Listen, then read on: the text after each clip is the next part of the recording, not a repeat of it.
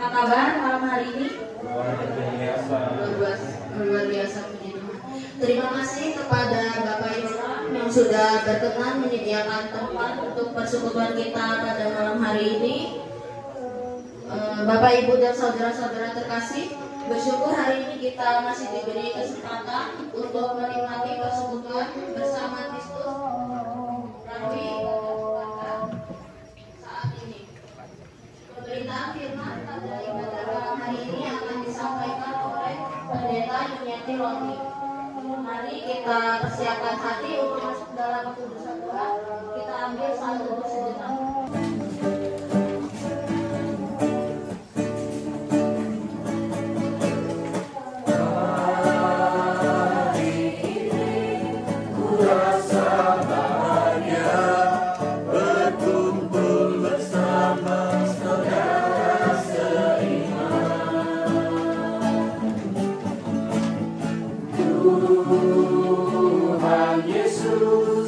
Satukan kita tanpa memandang di antara kita,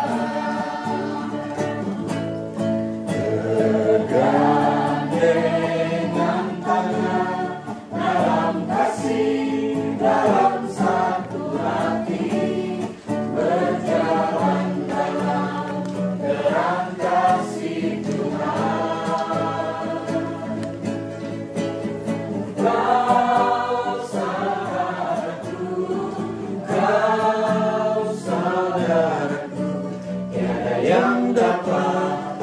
Memisahkan kita,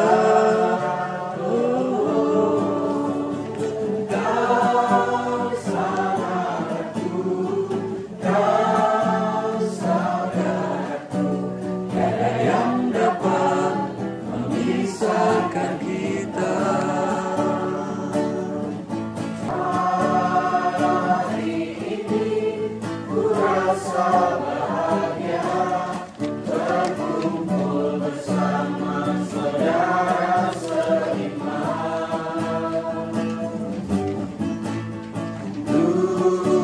Tuhan Yesus bersatukan kita tanpa memandang di antara kita, bergandengan tangan dalam kasih, dalam satu hati, berjalan dalam terang kasih Tuhan. Kau sahabatku, tiada yang dapat memisahkan kita.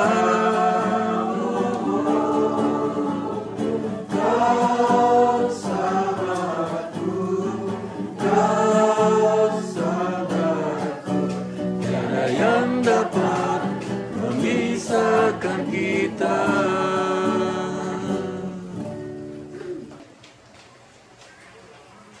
Siapa kira-kira yang mau berbagi pada kita malam hari ini?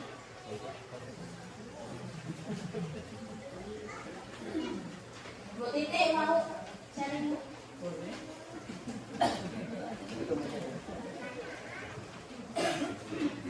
Ya, Bu Titi, apa sih yang membuat Ibu merasa khawatir? Tidak serius. Ini saya alami kemarin pas saya bangun dampingi anak saya, yang pertama Mbak. Saya sudah punya anak satu, masih lagi giat-giatnya, lagi lincah-lincahnya dari aktivitasnya. Saya itu kan tidak tahu Bandung itu seperti apa ya, lalu lintasnya. Padahal saya punya tugas kesana itu antar jemput ngomong lah, antar jemput putu. Karena Mbak Ayu itu jam 6:04 atau jam 6 itu sudah meninggalkan rumahnya menuju kampus karena sekarang itu sudah masuk karantina. Nah, Selo itu masuk sekolahnya jam 7 kurang 5. Perjalanan kalau lancar secara biasa itu 15 menit, tapi kalau pagi itu bisa 45 sampai 1 jam. Sebenarnya jaraknya dekat, tapi karena memang daerah macet itu. Saya itu kan juga menggunakan GPS map itu ya, HP itu tidak begitu terampil gitu, jadi minta di pakai Gojek itu diajarin dulu akhirnya sama Mbak Angela, kan memang kita lingkungannya nggak apal-apal itu akhirnya saya coba dianterin dulu ya. Intinya dari ceritanya Bu Titi itu apapun yang mau kita lakukan selalu minta petunjuk sama Tuhan, pasti akan selalu dilancarkan lewat hal-hal yang nggak terduga gitu ya Bu ya. Oke. Mungkin ada lagi yang mau sharing dari bapak-bapak, ada yang mau berbagi juga. Apa kira-kira yang menjadi kekhawatiran? Pak Nathan. Pak Yonatan mungkin berbagi. Gini maju ini. Saya kasih. Pakai mic. Saya rasakan ya ini jujur ya, karena anak-anak saya itu sudah mulai agak gede-gede, sudah mulai kerasa gitu kan, dengan kondisi saya seperti sekarang. Yang paling terasa kekhawatiran itu adalah bagaimana nanti anak saya mungkin sampai mana saya bisa katakanlah membiayai, ya itulah ya yang untuk saat ini kalau saya yang saya rasa kekhawatiran ya. Kalau yang lain mungkin ada tapi tidak terlalu besar ya. Sharing sama kita, memang betul semua itu harus dilandasi dengan permintaan kita atau apa ya, kita harus selalu meminta sama Tuhan. Apapun yang kita lakukan harus meminta sama Tuhan. Hitung-hitungan manusia itu tidak mudah, tapi hitung-hitungan Tuhan itu kita nggak pernah tahu. Apa yang akan terjadi ke depannya kita tidak pernah tahu. Anakku, apakah tidak ada baiknya jika aku mencari tempat perlindungan bagimu supaya engkau bahagia? Maka sekarang bukankah Boas yang pengerjanya perempuan telah kau temui itu? Adakah sama kita? Dia pada malam ini mengambil jelai di tempat penyembelihan. Maka mandilah dan berurutlah, pakailah pakaian bagusmu, dan pergilah ke tempat penyembelihan itu. Tetapi janganlah engkau ketahuan kepada orang itu sebelumnya. Segala yang engkau katakan itu akan aku lakukan. Sesudah itu pergilah ia ke tempat penyembelihan dan dilakukannya tepat seperti yang diperintahkan mertuanya kepadanya. Setelah Boas habis makan dan minum dan hatinya gembira, datanglah ia untuk membaringkan diri tidur pada ujung timbunan jelai itu.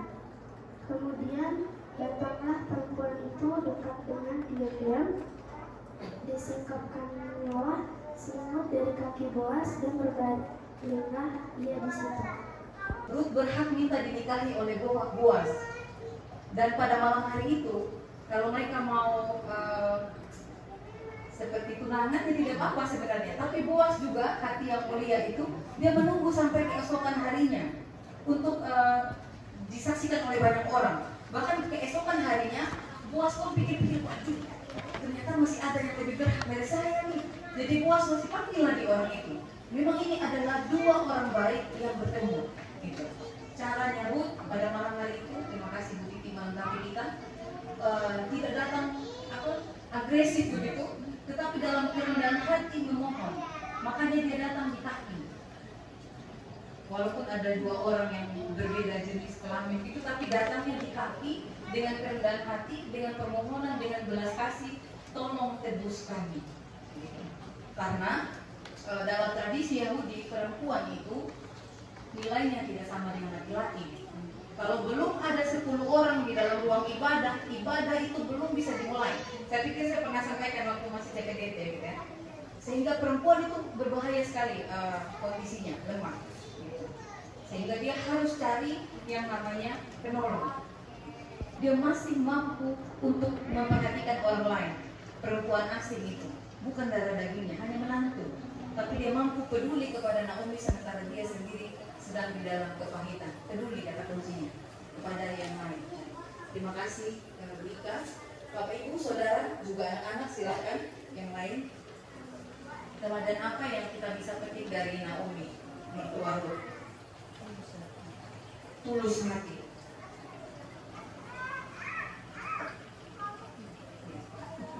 Ya, tulus hatinya. Jadi sama artinya Ibu Naomi ini tulus orangnya. Jadi dia karena tahu kondisinya susah, dia pengen mantunya dapat kehidupan yang lebih baik dengan mendekati Pak Boas. Kemudian dia juga dia tadi tulus baik hati, tidak sombong, rajin menabung, pokoknya baik-baik lah. Mungkin kita punya koneksi itu bisa kita juga manfaatkan. Apa kebaikan yang bisa disalurkan melalui koneksi kita terhadap jemaat yang membutuhkan? Tidak hanya kebutuhan apa? Mungkin pengharapan di dalam rumah tangganya ada sebagian yang memerlukan pekerjaan. Koneksi yang ada sama kita itu kita manfaatkan. Kalau memang ada peluang, salurkan. Saya rasa nggak terlalu banyak. Itu aja yang bisa saya sampaikan. Terima kasih Pak, mantap gitu ya. Jadi saya ingat laporan ujian perempuan saya ada dua hal di situ, linting dan bridging. Ya, kita menjembatani. Jadi kita nggak punya materinya, tapi kita punya koneksi. Kita bisa menjembatani orang dengan membantu orang dengan menjembatani antara donatur dan penerima donasi. Gitu. Kita bisa menjembatani yang bahasa kerennya itu bridging. Atau kita juga bisa menjadi membangun jejaring. Gitu. Jadi mau orang hari-hari sekarang ini begitu. Gak harus keluar dari dompet kita, tetapi kita bisa kasih energi, kita bisa kasih tenaga lewat hubungan-hubungan baik yang telah kita bangun. Gitu. Dan di sana kita juga bisa melakukan diakonia, bikin WC untuk penjaga makam itu, dan sebenarnya kita butuhkan juga nanti kalau kita jadi family gathering itu. Dan yang kedua kan Pak Supat dan kami nanti anggota majelis kan akan sering juga untuk melihat keadaan di sana, dan pasti toilet itu akan dipakai. Jadi sebenarnya bukan menyumbang 100% buat orang, tapi bermanfaat buat kita juga. Kita misalkan putus sekolah ya akan kita bersedih, atau mungkin yang terkena bencana itu pengumpulan, kita menggalakkan yang menggalakkan untuk pengumpulan dana atau sembako dan lain-lain. Tapi yang jelas kalau di sini yang sudah tidak mempunyai pengharapan sama sekali, jadi yang paling saya bisa adalah memberikan semangat supaya dia tidak terjatuh dalam dosa. Terima kasih Bu. Itu seperti pertolongan pertama ya. Firman Tuhan dan berdiskusi bersama-sama. Marilah kita simpan dalam hati dan pikiran kita apa yang sudah disampaikan oleh Ibu Pendeta Romi mengenai firman malam hari ini. Pegang selalu firman Tuhan dan jangan selalu merasa khawatir. Teruslah bertekun dalam pengharapan, dan mari kita berpikir apa yang bisa kita lakukan untuk membantu sesama kita, di lingkungan kita. Mari kita respon firman kita pada malam hari ini dengan menyanyikan pujian dari pelengkap Kidung Jemaat nomor 165, Janji yang Manis.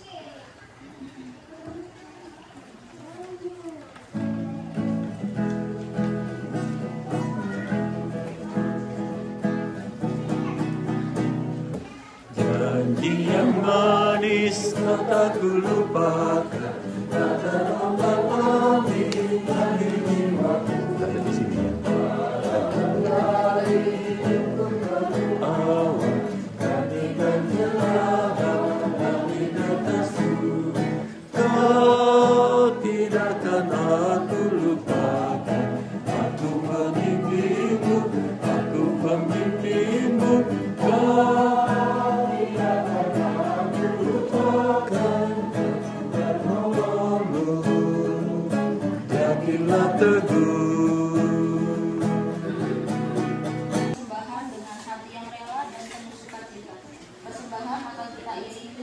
Ujian dari PKJ nomor 285 bila badai hidup menerpamu.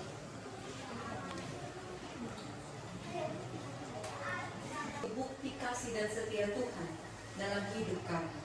Terima kasih Tuhan, karena Tuhan hadir dalam pergumulan hidup kami hari lepas hari, dalam hal-hal sederhana yang kami sebut hal-hal jasmani dalam hidup kami. Tuhan hadir, Tuhan menolong kami, Tuhan menjawab setiap pergumulan kami. Dan kami juga bersyukur Tuhan pada malam hari ini melalui firman Tuhan yang kami baca dan kami renungkan, kami bersyukur untuk panggilan Tuhan atas hidup kami. Seperti darah Kristus yang mahal, yang menjadi jaminan keselamatan bagi setiap orang percaya, seperti itu pula mengenai jaminan ini Tuhan dapat kami hidupi dalam hidup kami hari lepas hari. Kami juga dapat hadir dalam kehidupan orang-orang yang ada di sekitar kami, yang sedang bergumul dengan kekhawatiran yang sedang melingkupi kehidupan mereka. Kami boleh hadir dalam kekhawatiran-kekhawatiran dalam ruang gumul saudara-saudara kami, orang-orang yang ada di sekitar kami. Baik kami sebagai pribadi, kami sebagai keluarga, maupun kami sebagai gereja, ataupun seperti yang telah dibagikan tadi, kami sebagai lembaga di tempat kami bekerja. Kami ada dalam hati dan pikiran kami. Ketika kami kumpuli firman Tuhan pada malam hari ini, itu semua boleh terjadi karena Roh Kudus Tuhan. Karena itu kami terus memohon hikmat-Mu Tuhan, biarlah setiap pikiran baik yang muncul dalam pikiran hati kami, boleh kami bagikan, boleh kami usulkan kepada gereja, atau boleh kami lakukan dalam hidup kami hari lepas hari.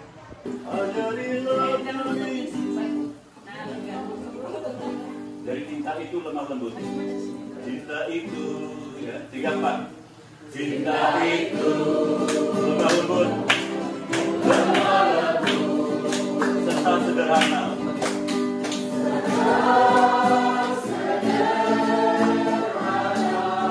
Cinta itu murah hati. Cinta itu murah hati, rela menderita, rela menderita. Ajailah kami, ajailah kami bahasa cinta-Mu, agar kami dekat padamu ya Tuhanku. Ajailah kami bahasa cinta-Mu, agar kami dekat padamu. Rumah masyarakat, agar kami 3, 4, agar kami dekat padamu. Ulangi, agar kami dekat padamu. Bapak, agar kami dekat padamu. Semua mitra, agar kami dekat padamu.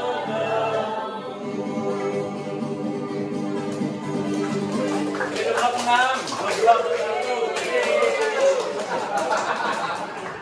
Oke, jam 9 kami sudah selesai PA di blok 6 di rumahnya Mas Yoram, Mbak Lisa, di daerah ini namanya kampung apa ya? Umbul Niti katanya. Ya Pak Nadi bener ya, sini kampungnya namanya Umbul Niti. Umbul apa? Umbul Lito. Umbul Niti, Umbul Lito. Ya Mbak Lisa ya, namanya kampung apa ini, Umbul apa namanya? Niti. Hah? Lituk. Ah yang bener ini. Umbul Niti yang gitu. Oh ya, Umbul Lituk. Katanya namanya Umbul Lituk. Baru dengar juga aku. Tuh, Bu Nadi sibuk.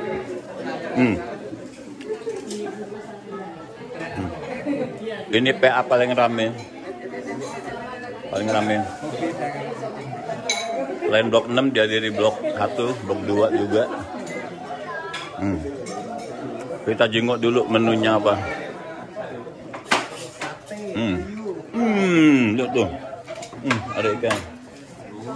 Sambelnya aja sepiring gede gitu ya. Ada puyuh, ada ayam, ada ikan, sayur, kerupuk. Mantap. Oke. Setengah 10 udah pada pamitan ini sebagian tuh. Halamannya gede ya. Tapi itu gerbang tuh yang coklat itu. Oke, kita juga bentar lagi pamit. Ngopi dulu ah.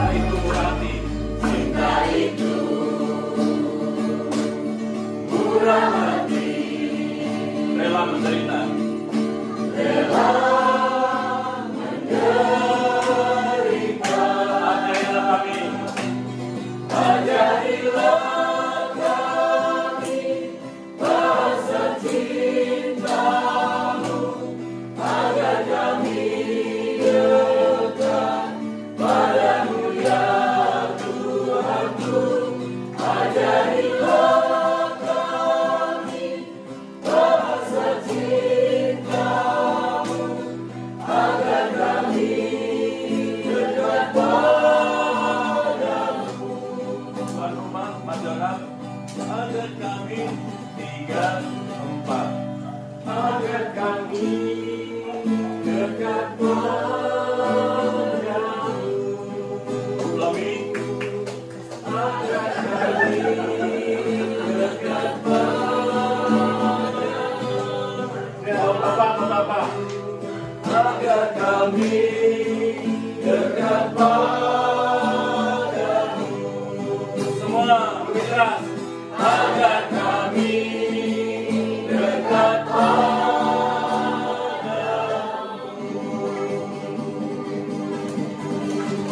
Hidup Menang.